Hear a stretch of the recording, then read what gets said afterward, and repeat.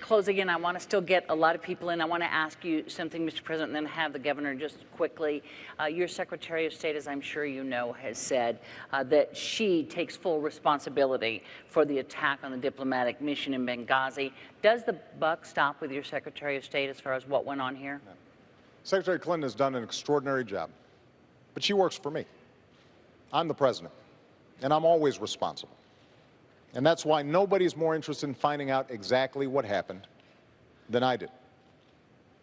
The day after the attack, Governor, I stood in the Rose Garden and I told the American people and the world that we were going to find out exactly what happened, that this was an act of terror, and I also said that we're going to hunt down those who committed this crime.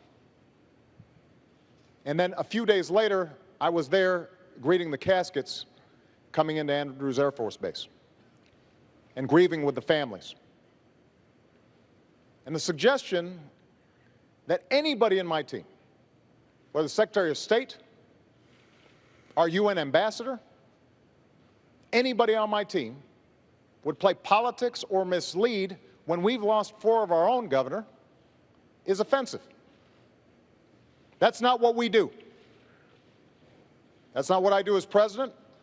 That's not what I do as Commander-in-Chief. Governor, if you want to reply just quickly to this, please. I certainly do. I think it's interesting. The president just said something which is that on the day after the attack, he went in the Rose Garden and said that this was an act of terror. That's what I said. You said in the Rose Garden, the day after the attack, it was an act of terror. It was not a spontaneous demonstration. Is that what you're saying? Please proceed, Governor.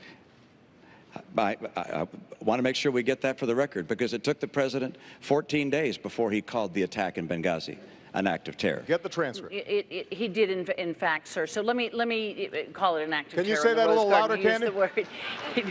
He did call it an act of terror. It did as well take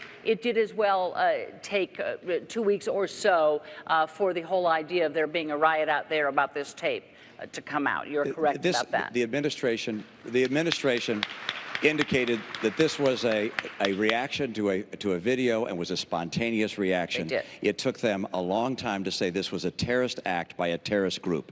And to suggest, am I incorrect in that regard? On Sunday, your secretary, excuse me, the ambassador of the United Nations, one of the Sunday television shows, and spoke about how this was a spontaneous reaction. I'm happy to have a longer conversation about foreign policy. Absolutely, but I want to move you on, and also people can go to the transcripts. How hard is it to remain truly moderate? I mean, you have to, because some people would say up until that point where you interjected, it seemed as though objective, right? Mm-hmm. Yeah. Straight down the middle. Yeah. Mm-hmm. Up until that point, it seemed that way to some, and then some are arguing at that point, it didn't seem that way. What do you say to those people who think that there's some media bias coming out of that debate? I'd say listen to the thing I said right after it, which was your point, Mr. Romney. You're absolutely correct. It took them weeks to get past, oh, it was a tape, oh, there was a riot outside the embassy, which is what he had said in the first place, and I just thought we were going to get this back into this "so's your mother" kind of thing. Yes, I did. No, I didn't. The transcript did it. But both things were true.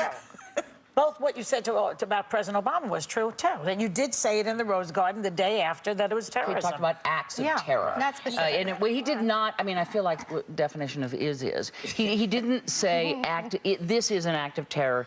He said these acts of terror because he'd done some other ones. But he was in the Rose Garden talking about Benghazi. Yeah. So I didn't think it was this huge leap.